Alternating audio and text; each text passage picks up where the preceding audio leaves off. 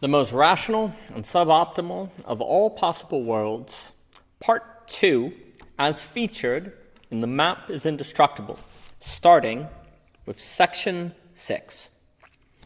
I think highly of Berdyaev, who again Fontaine referenced. Berdyaev wrote, "Philosophy is based upon the assumption that the world is part of man and not vice versa. If man were merely a small and fragmentary part of the world, the audacious idea of knowledge could never have occurred to himself. Transcendental man is the presupposition of philosophy, and to ignore this means either nothing at all or the death of philosophical knowledge." Where Berdyaev here discusses transcendental man, he certainly has theology in mind and is suggesting that only theological man can be philosophical man. However, even if we do not accept theology, we could say instead that trans-rationality or non-rationality is necessary, or we will suffer the death of rational knowledge. This is the great joke.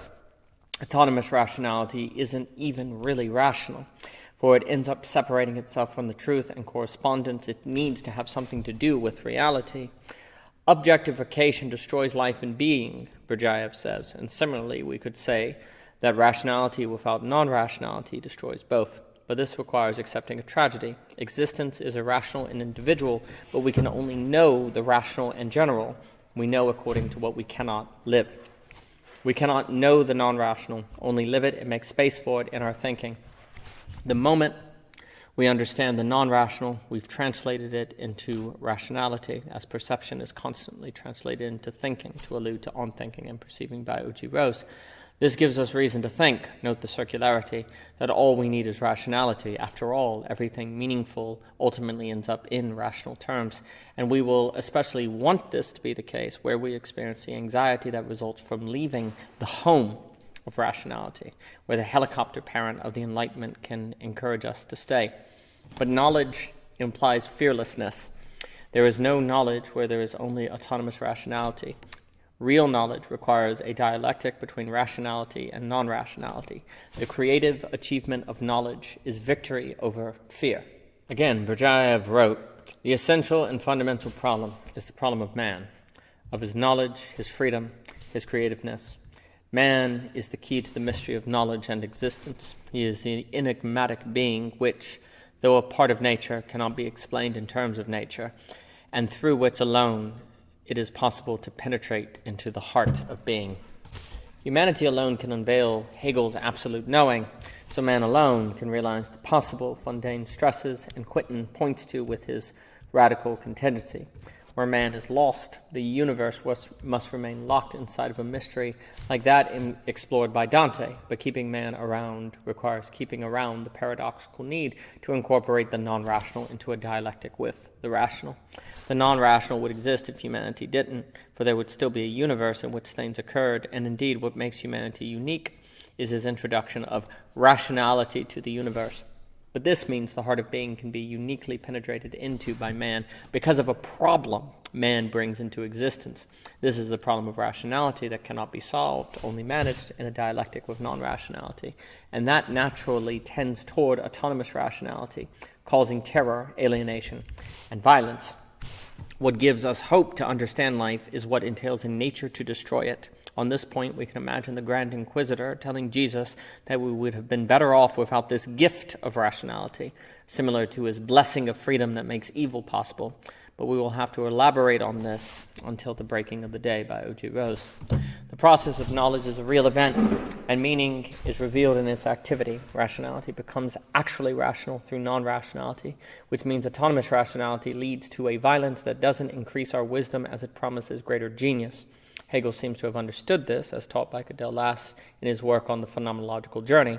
Absolute knowing is non-rational. But Hegel has seemingly been misread.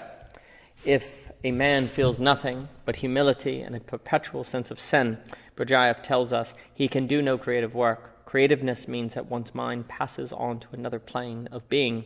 Likewise, if a man is nothing but rational, he can do no rational work. Actual rationality requires incorporating another plane of being to avoid self-effacement, the plane of non-rationality, which would include the subject to allude to absolute knowing again. Life is based upon energy and not upon law, which we can take to mean that life is based upon non-rationality, which is to say that if non-rationality is gone, life loses its energy. The loss of energy is death. Creativity is the energy of life for Berdyaev, and he believed the loss of confidence in the possibility of fruitfulness of an abstract metaphysic had corresponded with the loss of that energy. In one way, this is good because the phenomenality of the spirit life is what we need versus popular Platonic systemizing. But while the loss of abstract metaphysics could be positive, the loss of all metaphysics is problematic, for that includes phenomenology in our world today. Why exactly can be connected with Fontaine, where there is no metaphysics, there is only physics per se, which means there is only the actual, not so much the possible, that isn't subsumed in physics. Fontaine, like Kierkegaard, argued that we need the possible to live and to hope.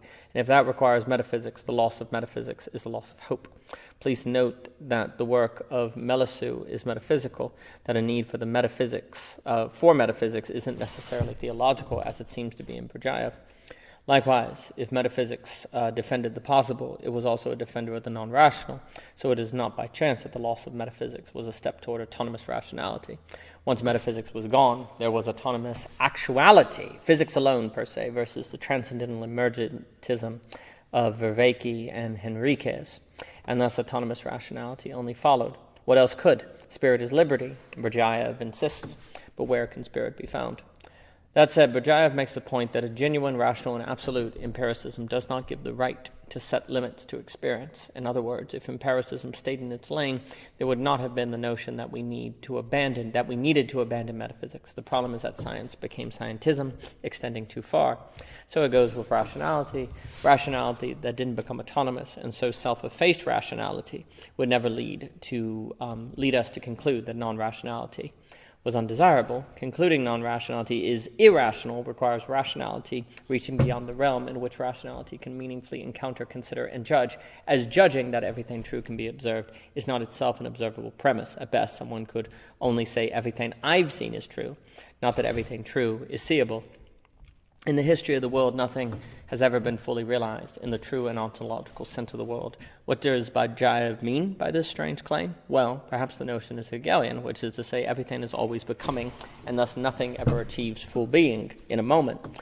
And if this is indeed the case, there should always be limits to rationality, as Hegel understood, for we can never achieve full understanding of the world. The moment we think we have, it has changed in time, and yet because reason is not bound and capable of error, which for Hegel is a reason for its greatness, it is possible for us to erroneously ascribe to autonomous rationality. The variability of reason to err is why I can err so terribly in its favor to believe that non-rationality isn't needed, which is to say reason can ignore the paradoxically empirical fact that everything is always changing through time. It is quite impossible to compel a man to recognize the reality of the spiritual life, Berdyaev tells us, in the same way as he can be compelled to admit the reality of the natural world. The spiritual life must first reveal itself in a man. If we associate spirit with the Hegelian idea of contradiction, this means man is never forced to acknowledge AB, non-rationality, in the same way the world presents him with AA, seemingly forcing him to ascribe to it. If we can associate AB with creativity, non-rationality, and the possible, this would all mean that the possibility of reason to err is why we are capable of AB and why reason is capable of erring in favor of a belief in AA. Our source of freedom is why we can freely choose to efface freedom. The human spirit is imprisoned, Berdyaev says. Prison is what I call this world, this given world of necessity. Hegel associated prison with AA, which creates an impression of necessity, and indeed without non-rationality, as if in a Kafka story we are necessarily bound to follow rationality to wherever it might lead, say a technological Cthulhu, as Mikey Downs discusses with Nick Land, but we'll talk more about that in Belonging again. To resume, I will now elaborate on the works of Kafka, though I will not elaborate on the works of Kafka, though it is tempting. But we can think of the novels of Kafka as exploring what happens to us when all we have is AA to structure our thinking, desire, and wants, which aligns with Fontaine, who thinks autonomous rationality leads to totalitarianism or Korbowski's insanity, a specter lurking throughout Kafka. Hegel points to freedom in contradiction and reason's capacity to organize itself according to AB, and Berdyaev associates that with the creative act. This is why Berdyaev is so concerned with the dream of modern philosophy to become scientific, or something like the scientific. But the scientific is organized according to AA. That is a good thing, but only because science is bound by the scientific method, as explored in Kindly Inquisitor by Jonathan Rauch, for example. If scientific thinking escapes the environment of experimentation, it could become a force of AA which contributes to oppression and trouble. Philosophy is creativeness and not adaptation or obedience, Berdyaev says, which means that philosophy must be more AB than AA, as Hegel understood, despite the dislike both Fontaine and Berdyaev feel toward Hegel, suggesting a need for Todd McGowan's thinking much earlier in the history of thought than when it has appeared. And yet philosophy always strives to comprehend the meaning of the world, meaning that it is like science, but philosophy accomplishes this by ever resisting the senselessness of the world's necessity. How strange. Philosophy seeks understanding through resisting necessity, AB, while science seems to observe necessity or stress solidness per se, AA. What's going on? Don't these cancel out? Mustn't we choose between science and philosophy? The wisdom of Hegel's phenomenological journey, as Gödel last describes it, is clear here, for science is a necessary step along the journey of intellectual development, but it is not the stopping place. Hegel famously critiques Kant's understanding in favor of reason, but it should not be thought that Hegel in this act claimed understanding was bad or didn't play a role, nor no more than we should think Berdyaev as anti-science or Fontaine anti-reason. It is all about order and proper bounds. Kant argues that reason can err, thus why we should focus on understanding, but Hegel believes we should focus on reason because it can err. Hegel thinks that we need both reason and understanding, not just one or the other, which is to say we need the division and stability of entities in order for contradiction to be possible. In this sense, we could say we need a sense of AA in order for AB to be possible, so associating science with AA thinking is not a hit against it, as associating understanding with AA is not an insult. As hopefully On A is A by O.G. Rose made clear, AB is in AA, part of it, which means there is some reality to AA, as there is reality to rationality. The problem is settling on AA, seeking AA, or autonomous rationality. All this is how AA causes effacement versus contribute to a process of negation sublation by unveiling AB. The problem is when science and AA don't lead to and unveil creativity in AB. The problem is when the dancers cease dancing together. Man precedes philosophy, Berdyaev says. Man is the prerequisite of all philosophic knowledge. If there were no humans, there would be no AB, and perhaps autonomous rationality would be possible. We cause the break between the map and the territory, the existence of what I call Gödel Points, as explored elsewhere. Where AB was lost, the human would be lost, and the meaning and need for science would likewise vanish off the earth precisely at the point where the subjectivity vanished that science could claim was in the way. In this way, the crisis of scientific philosophy is being prepared by science itself. The supreme human self-consciousness sets an absolute limit to all scientific knowledge, Berdyaev tells us, which is why Hegel understands science as a step on a journey and why Berdyaev stresses creativity, for creativity is the only way forward for the limit of scientific knowledge.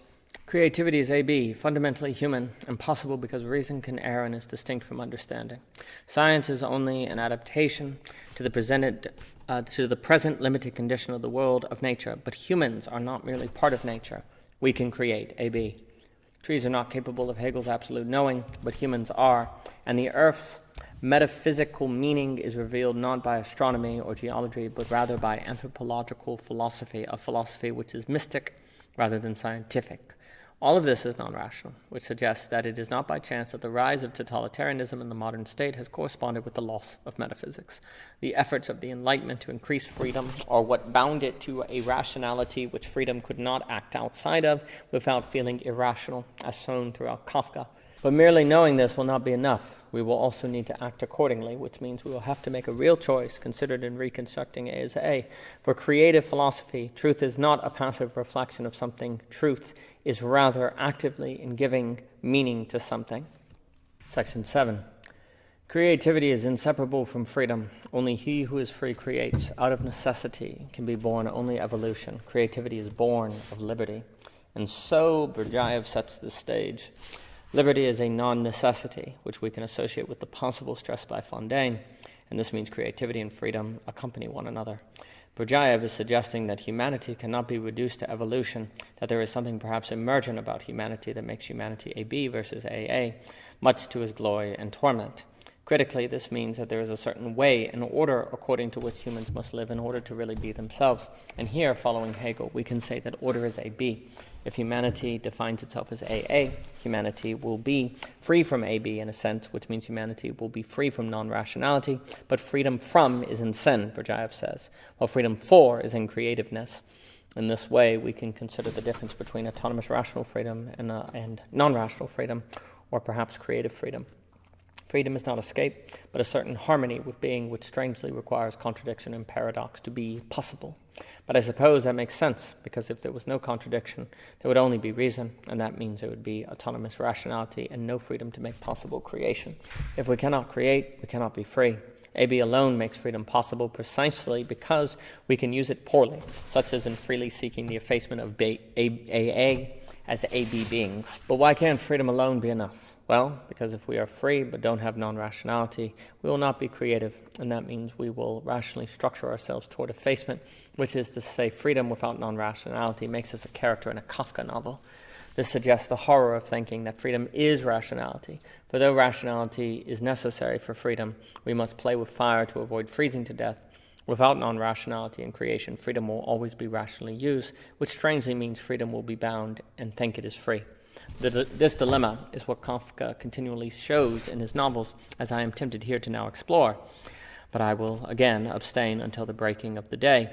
Basically, the point I want to make is that Kafka's stories can take place in the Enlightenment's best of all possible worlds. However, if anything is possible, as Fontaine argues, then we are not doomed to end up in Kafka stories. We can create a way out, where there is no exit but creativity, and exit is possible. All right, so rationality plus freedom can lead to oppression and us ending up like Joseph K. Why bother with rationality at all? Why not just be autonomously non-rational per se? A fair question, one that brings to mind Dostoevsky, whom Berdyaev admired. Even non-Christians know of the classic solution to the problem of evil. Bad things happen because God gave humanity free will. After Ivan Karamazov, though, as discussed in the Grand Inquisitor section, we can wonder if the gift was worth the price. Perhaps it would be better if we were robots to assure children didn't suffer. Similarly, considering all the trouble and suboptimal results rationality can cause, perhaps we would have been better off if God never gave us rationality. Why didn't God just make us animals? A thought I associate with Kafka. Well, because God knew it was best, the Christian might reply. But this answer relies on omniscience, as does the answer of freedom to address evil. If God is good, we must assume that freedom makes possible a better creation than one without freedom, even if the risk is perhaps the worst of all possible creations. Perhaps the same applies to rationality. A world with it is better than a world without it, but the risk is a world that is worse than a world without it at all. If we can learn to exercise a dialectic of non-rationality, we will enjoy the best of all possible worlds. But if we cannot, as with freedom, we would have been better off if God never gave us rationality in the first place and just made us like dogs, to allude to Kafka. Did God make a mistake? Well, fortunately, if we follow Fontaine, God can always change the past. Creativeness, more than anything else, is reminiscent of man's vocation before the fall, Berdyaev says, and is in a sense beyond good and evil. But since human nature is sinful, creativeness is distorted and perverted by sin, and may be evil. Similar things can be said about rationality, non-rationality, or true rationality. The dialectic between rationality and non-rationality is heavenly. But autonomous rationality or autonomous non-rationality is hellish and impossible precisely because non-rationality, with the non in parentheses, is possible. Again, AA makes AB possible. Berdyaev tells us that the whole mystery of freedom lies precisely in this, that it may be directed either towards God or against him. Likewise, the mystery of rationality is that it can be directed either towards self-negation and autonomous rationality or truth and non-rationality. Berdyaev says that God, the Creator, has absolute power over being, but not over freedom. All tragedy is connected with freedom, as is all autonomous rationality. If we were not free, we could not use rationality in ways that gave rise to Nazism, but we also could not rise ourselves above the animals. Would we be better off? Perhaps. Always perhaps. Rationality is a growth, in addition, the making of something new that had not existed in the world before, which is precisely why it can be used to ignore the world. So it goes with freedom. If we could only use our minds toward the world, we could not ignore it, but because we are capable of imagination and abstraction, mental acts which make freedom possible, it is possible for us to reason as if rationality is all there is, Pure coherence without correspondence, autonomous rationality.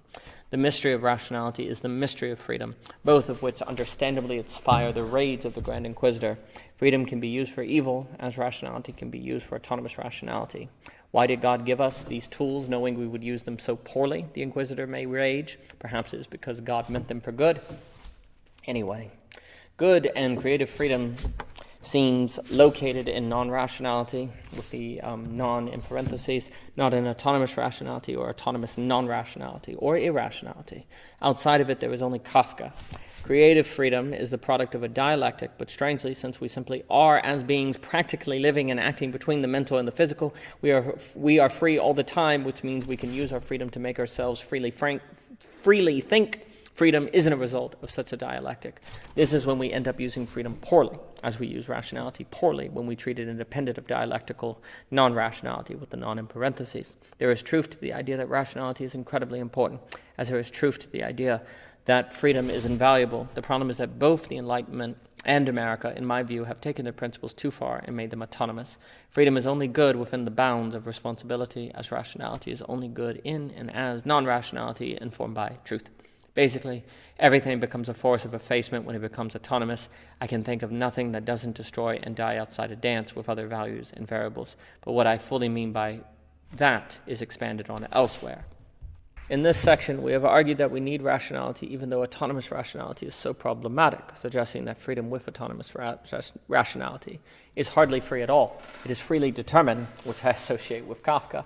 The emphasis in Fontaine is on the need for non-rationality because he feels the world today is so far in the camp of rationality. But that emphasis is not meant to suggest exclusivity. But it is certainly true that Fontaine stresses the dangers of rationality. But it is understandable why. Like Kafka, Fontaine suggests that if we are stuck in a dichotomy of rational versus irrational, we are practically determined. For though we won't be rational every time, the times we aren't rational will be when we make a mistake and feel like we are on the wrong track. And so well then do everything in our power to get back on the rational track, per se, epistemically responsible. Epistemic responsibility becomes a force of our capture, as discussed in The Conflict of Mind, meaning creativity becomes epistemically irresponsible. All of our lives and thinking will be toward rationality, which is to say we will orbit it like a planet or be attracted to it like a moth to fire. Everything outside the rational track will be irrational, an error and a mistake, and so when we aren't rational, we'll, at least subconsciously, feel like we need to get back on track, and thus we will be practically determined. A character in a Kafka novel who is technically free but not practically free, for the ideas of the protagonist lead them deeper down into abyss that make it harder to escape the deeper they go, to allude to the anime made in Abyss. To escape always being practically determined by rationality, we need non-rationality. Otherwise, we won't be technically powerless before rationality, but we will be practically powerless. Why is that a problem? Well, because without non-rationality, we are practically determined to end up in a world of great boredom and or a world of great violence. It's only a matter of time. Section 8. Why again is autonomous rationality oppressive? Yes, we've established how it emergently organizes us into effacement, similar to how Joseph K. is emergently organized. But what else? Well, autonomous rationality must be anti-difference, whereas Hegel's contradiction orbits and praises difference as necessary for identity, suggesting Hegel and Deleuze can be thought together. Autonomous rationality only works if it can maintain the connection to itself that the true is the rational, which is to say that the rational is the right, AA. For this reason, autonomous rationality must not take worldviews, differences in thought, pluralism, and the like very seriously. Yes, autonomous rationality may say it cares about such differences, following the social script perhaps, but practically it will not. Autonomous rationality requires a unity between rationality and truth, and that means there must ultimately be a single rationality, truth, a total unity. This in mind, Fontaine's warning takes on a whole new meaning, for we cannot decide who among millions of people, each of whom provides the one and only solution, is right except by violence and force. What could stop this? Non-rationality. For if truth requires non-rationality to be known, that would mean an ultimate unity of rationality-truth is impossible. Non-rationality inherently checks and balances the ultimate centralization of truth and rationality, which means it similarly stops the granting of people a kind of moral legitimization to conform the world to this ultimately rational truth unity. Non-rationality assures that no one can have the truth, and thus no one can claim they are morally justified to conform the world to the truth. Epistemic humility becomes a feature of life, but that means we must learn to deal with the resulting existential anxiety of realizing that rationality is ultimately limited. This will not be easy to accept, but learning such will prove necessary. Fontaine also mentions in Man Before History the topic of irresponsibility, which brought to mind how, as there is non-rationality, there is also perhaps non-responsibility versus irresponsibility. If the choice is between being responsible and being irresponsible, then we will naturally gravitate toward being responsible, but that means we might try to intervene in situations in which we should not be involved. For example, help isn't always helpful. My involvement following responsibility could contribute to a suboptimal outcome, NAS equilibrium, but if the choice is between responsible or irresponsible to live with myself, I will likely always do the responsible thing, even if it is not best. This in mind, it should be noted how extreme the problem is if people combine autonomous rationality with what we might call autonomous responsibility here, for the two come together to suggest that I am responsible for giving the whole world the unified rationality truth, or else I will be irresponsible and immoral. Not only do I make the mistake of ascribing to autonomous rationality, but I also make the mistake of making myself autonomously responsible for assuring the whole world ascribes to my autonomous rationality. Not only do I create the foundation for totalitarianism, but I also create the motivation to spread it and incorporate everyone into it. Doing otherwise would deny people the unified rationality truth. Doing otherwise would be irresponsible. All of this suggests why Derrida was wise to try to deconstruct dichotomies, X versus Y, X or Y, so on, for dichotomies often capture Deleuze thinking in problematic and even terrifying ways, as shown in Kafka. Non-options per se, like non-rationality and non-responsibility, are ways to escape these dichotomies and NAS equilibria, as thinkers like Fontaine realized. Fontaine realized just how terrible and invincible the combination of autonomous rationality and autonomous responsibility was. For alluding to Guy's phrase, Fontaine points out that we can only impose our truth by postulating that we are the only honest people in a world where everyone cheats, which is to say that we alone have the truth, and thus we alone are responsible for giving it to the world, hence the multifaceted meaning of autonomous. To be an honest person, we must ascribe to the unified truth rationality we ascribe to, and those who do not are those who we are responsible for saving. Following this thought, to the degree the world is not unified by autonomous rationality, it will be to the degree we fail to do the right thing. And so we can start to understand what Fontaine meant when, before being sent off to Auschwitz, he said, "Mr. Hitler is not only reasonable, but is reason itself." After all, if we know the rationality of paradise, we know paradise. And is it not reasonable to make the world paradise? What kind of monster would we have to be to not try to unify the world into peace? Funny enough, under these conditions, the act of not becoming a monster might be the act which fills the world with boredom. But there's peace in boredom, yes, only on the surface. Deeper, the exact opposite could be the case.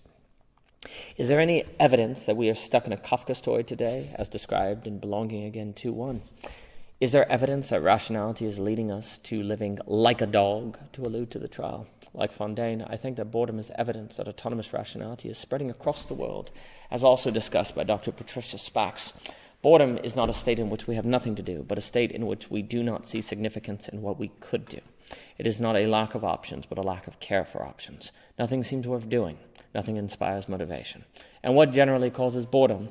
When there is nothing new to do, a lack of what feels new and different, is a defining feature of boredom. Please note what was said earlier about creativity and how creativity and newness are deeply linked. Even if we deal with our boredom by watching a movie we've already seen, the act is different and new relative to what we were doing a few minutes ago. And if we haven't seen the movie in a long time and really like it, this might temporarily cure our ailment. Thus, where newness and difference are reduced, the likelihood boredom increases, and yet the very goal of autonomous rationality is easily to know and unify everything and everyone according to autonomous rationality, acts which would reduce newness and difference. When rationality is king, subjects are bored. It is often said that heaven sounds like hell because it sounds so boring, which though I think fails to appreciate that heaven is a perpetual state of flow, it is still funny for people who make this critique to then proceed to try to erect the most rational of all possible worlds. which would be a world where everything was unified in the truth and everything of significance would be known. Now, the counter to this might be that we cannot know everything, so the effort to be utterly rational would never exhaust itself. But that is why I included the parenthetical of significance, for the key is that rationality makes us bored when we see nothing significant in what we could do. Please note that if we create, we inherently see significance in creating. Otherwise, we wouldn't do it. Of course, we could always count the grains of sand on a beach, but this effort will likely not matter to us. It is something we could do, but not something we will see significance in doing. For this reason, it is very easy for an utterly rational world, which is disenchanted by that very rationality, to allude to Charles Taylor, to end up bored.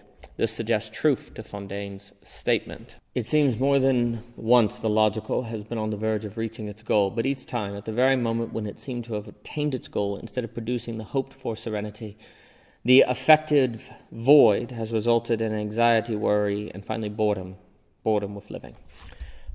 Following the game theory of what is rational within a rational-irrational dichotomy, Fondaine suggests victory is boredom, and boredom generates war, violence, and horror. To avoid this rational outcome and suboptimal result, we must change the game by incorporating non-rationality, for this will change what constitutes the optimal strategy.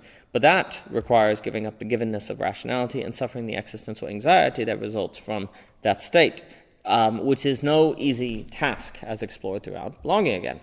In some ways, it is arguably rational to avoid the existential tension and live as if rationality can be autonomous without suboptimal results. After all, perhaps we just need to be more rational, an act of faith to truth, which organizes rationality accordingly.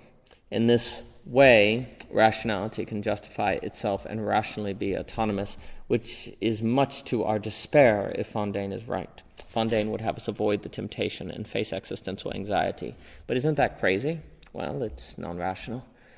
Exploring the connection between rationality, significance, and boredom further might help unveil an important dynamic. We are rational relative to what is presented to us in our immediacy, which, do note, is usually just an impression. We rarely actually see what is in front of us, and it is relative to this immediacy that rationality determines what matters and what doesn't, significance.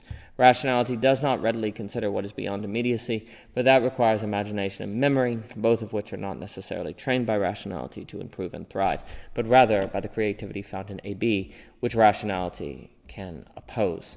The moment we think about a memory or what we're imagining beyond our immediacy, it makes it seem like the act of memory and imagination were acts of rationality, similar to how non-rationality is so quickly consumed by rationality, as if always rationality, but they were distinct intellectual acts. Unfortunately, this means we can come to believe that we are training our imaginations and memory in the act of being rational, but this is not the case, and gradually our capacity for imagination and memory could suffer. As this occurs, we easily will not notice, precisely because we will continue to be rational, which will make it seem to us that we are using our imaginations and memories, which we will always have to some degree, but not necessarily well. And once our capacity for memory and imagination are weak, this is precisely when we will be set up to fall into boredom, for all we will have is what's in our immediacy, and so limited, it's only a matter of time before we run out of things in which to find significance. In this way, rationality gradually trains itself out of the capacity to recognize the significance that it needs to function and care. Worse yet, if Kierkegaard is correct that boredom is the root of all evil, then rationality is toward the realization of all evils. Unless that is, sounding like Kierkegaard, Fondaine is wrong about boredom. When he writes, perhaps a day will come when historians will agree to look at the basis forms of boredom in history. It is boredom that is the source of sudden change, of wars without reason, of deadly revolutions. There is no more effective cause than boredom. Historians will say afterwards that political, economic, and social causes explain this outburst. Of course they will. But that they will not have grasped the elementary fact that people were bored. Perhaps all this on significance and immediacy is incorrect, but all the same I think there are reasons to think that rationality leads to boredom for all the right and rational reasons. If this is the case, then the very rationality that has often been thought to help history escape repeating itself from falling into wars, calamities, and so on, can in fact contribute to history repeating itself. To escape the mistake of history, we need the non-rationality which we have often avoided precisely to avoid the mistakes of history, and irony, autonomous rationality being the cause, cannot help itself escape. Rationality seeks to understand everything, to totalize, and if it succeeds, or think it does, there will be nothing left to understand. Should we then intentionally hinder the development of our rationality? It seems impossible to do that, Because if we knowingly hinder our rationality, this will be like knowingly doing what we think we ought not to do, psychologically and existentially difficult. Furthermore, how will we know when we should hinder our rationality and when we shouldn't? Rationality isn't always bad, after all. Won't that require rationality to determine? Well, rather than intentionally hindering rationality, can we naturally balance it by seeking non-rationality or surprising encounter, perhaps? That way, we will work to exceed the bounds of rationality without intentionally trying to be a fool, an act which would have us be irrational versus non-rational. That's a critical point. To intentionally be against rationality would almost necessarily make us irrational, which means we would still be operating within the problematic dichotomy of rational versus irrational, which has gotten us into so much trouble. Deconstructing that dichotomy requires something else, which in this case is non-rationality, a logic which applies just as well to responsibility. Similarly, it is not that we need to remove rationality from our thinking so that we improve our memory and imagination, but that we maintain distinctions between the three and take the time to do all three well, in the right place and order. Our project is dialectical distinction, which inspires creation. Section 9. We must not assume that avoiding rationality entirely and being non-rational will save us. Freedom is irrational, Berdyaev says, and therefore it can create both good and evil. By irrational, I think we can take Berdyaev to be thinking in terms of non-rational, and as freedom can be used poorly, non-rationality could be used outside a dialectic with rationality in favor of autonomous non-rationality, which would prove just as problematic as autonomous rationality, and perhaps worse. Non-rationality is free, and therefore can create both dialectical non-rationality and self-effacing autonomous rationality. Freedom is the tragic destiny of mankind and of God. It appertains to the very heart of being as a fundamental mystery. So it goes with non-rationality, the fact we need it to avoid effacement hints at the mystery of humanity, that we are an AB versus an AA, a reality that taking seriously changes everything. There is a long tradition of thinkers critiquing rationality, from postmodernism to romanticism and all the way back to the pre-Socratic thinkers. The arguments of Fontaine, Kierkegaard, game theory, and the like are old. Why then have they not stuck? It's hard to say, but perhaps it is partly because saying rationality is complete is not nearly enough. Rather, rationality must be forced to accept its incompleteness on its own rational terms. It must find itself lacking, a surprising encounter, which requires a line of argumentation that rationality itself will not naturally explore. Rationality never has to accept what it deems irrational, and certainly claims like autonomous rationality is irrational fall under the category. It's a contradiction of A equals B in a world that fails to understand Hegel. If rationality is going to be put in its proper bounds, to allude to Kant, rationality must contain itself, and that means rationality has to be convinced rationally that it needs non-rationality. This is the extreme value. This is the extreme value of Hegel, Gödel, Hume, and game theory. Though I fear game theory isn't always used in this way or taught in this way, and instead is seen as a way to optimize rationality versus locate rationality in a dialectic with non-rationality. My hope is that the truism, the trilogy itself, contributes to this effort as well, but I think the tools to make the move can all be found in Fontaine. He was a great mind, and he was brave. He lived what he thought. We have argued in this paper that we need rationality and non-rationality to avoid irrationality, which is to say we need dialectical non-rationality with the non in parentheses to avoid nihilism and autonomous rationality and Nash equilibria. When Fontaine and Kierkegaard declare, "I need the possible," they mean to say that they need a way to escape effacement and autonomous rationality. Effacement is contributing to what Vervaeke calls the meaning crisis, but escaping that crisis requires facing existential anxiety, which is quote-unquote crazy and or non-rational. If we don't have a category in our thinking of non-rationality, that means the meaning crisis may prove inescapable, I fear, for it will always be rational to stay in it. As seen in Kafka, rationality will always lead us back to the right track on which we end up like Joseph K. and like a dog. Job and Abraham need the possible, says Sestan, when according to the testimony of reason all possibilities have been exhausted. Well, so does Joseph K., in whom we may all, without the possible, find our image and likeness. When reason pushes us into the abyss, Kierkegaard says, it is the absurd that saves us in every instance, which is to say that absurd reality is the only one that has an emergency exit. Though it is called absurd here, non-rationality is only relatively such from the standpoint of reason and rationality, which is self-centered per se. Relative to itself, non-rationality isn't absurd at all, but a reflection of truth, the territory which cannot be totally mapped per se, if at all. Still, since from within rationality, non-rationality necessarily seems absurd unless we know better, there will also be good reason not to do the non-rational, which suggests that we must operate according to something other than rationality to do the non-rational. Is that trust? Is that faith? Courage? Love? The truism, the rational trilogy, considers possibilities. But if we make the leap, everything will change. Once we accept that dialectical non-rationality with the non in parentheses is necessary for truth, then funny enough, that becomes rational per se, and forever forth autonomous rationality becomes irrational. We leap up and land back down on the same earth, but in a different world. Spiritual life is not the reflection of any other reality whatsoever, Berdyaev writes. It is reality itself. This flip moment is important to note, for it suggests that belief in God transforms what constitutes reality itself, as opposed to add another reality. The question is always this reality and its meaning, and since truth organizes values, how we understand reality changes the right way to organize it and ourselves. Likewise, if autonomous rationality is self-effacing rationality, then non-rationality isn't another rationality, but a necessary conditioning of rationality itself. In other words, if rationality isn't dialectical with non-rationality, then rationality isn't even really rationality. It's effaced, self-effaced. In this way, Fontaine, Berdyaev, and Kierkegaard don't oppose rationality at all. In fact, they might be the only ones actually fighting for it. We have mentioned the meaning crisis, and we will end this paper by suggesting non-rationality is how we rise above it. The best of all possible worlds is the most non-rational of all possible worlds, but though we might cheer this thought, it requires us to take seriously what Fontaine seeks. And I quote, Fontaine insists that we must choose either rational philosophy, which explains, justifies, and proves that whatever is necessary and so counsels obedience and resignation, or existence, which counsels rebellion and insubordination and lays claim to the absurd promise of the impossible. Is that a price we are willing to pay? Is this too far?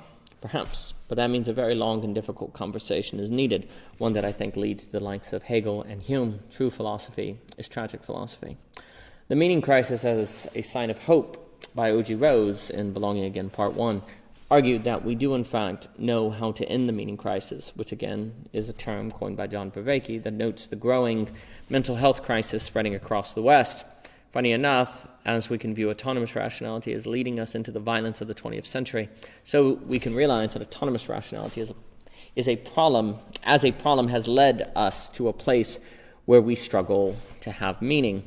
However, it is critical to note that we do know how to solve the meaning crisis. It is not that we are helpless. All we must do is go back to being bigots, nationalists, fundamentalists, xenophobic. All of these will help us find belonging and meaning. Critically, this suggests the meaning crisis is a result of us holding ourselves to a higher standard. It is self-imposed. For this reason, we should see something noble in it, something like we see in Thomas More.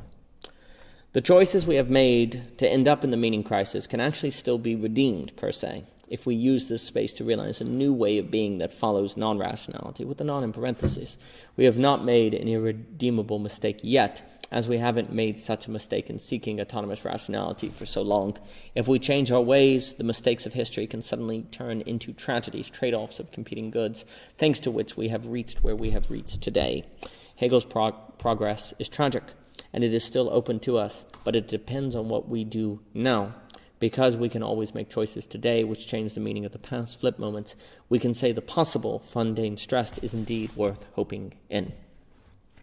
Fontaine died because he refused to leave his sister, and he had never abandoned his struggle against the rationally self-evident. For all rational purposes, he should have left her. Why have them both die? And yet there was something non-rational that Fontaine ascribed to, something that even if we don't understand, we cannot help but see honor and beauty in it. Likewise, even if we disagree with More and think the Bible does allow divorce, we can still see something noble in him. So it goes with Buddha and Jesus. Even if we don't accept their philosophies and theologies, there is still something more going on that is hard not to respect. And this something more is the revelation of the non-rational. To stay with his sister, Fontaine had to risk doing something that other people would view as silly and meaningless. For More to refuse to grant the king a divorce, he had to risk misinterpreting the Bible and ascribing to a theological principle that was not justified. For the Buddha to leave behind riches, he had to risk being viewed as stubborn and foolish by his family. All great acts of non-rationality entail risk and may ultimately prove to just be irrational, and yet the very fact that even atheists can see something noble in Jesus and more suggests that when the non-rational is profound enough, it can break through the feeling of irrationality and suggest something more. What constitutes this something more is not easy to explain, precisely because it is non-rational and can only be fully grasped by the doing of it. Perhaps this phenomenon is simply a mechanism of ideology preservation, as suggested in the paper The Truth is Veiled in Blood by O.G. Rose. Then again, maybe there really is something more going on. Regardless, the non-rational is critical for not only stopping totalitarianism, but also for solving the meaning crisis. This was the lesson of Fontaine, a philosophy he not only crafted but lived. It cost him everything. But where a hand is emptied, it is open for us to grasp.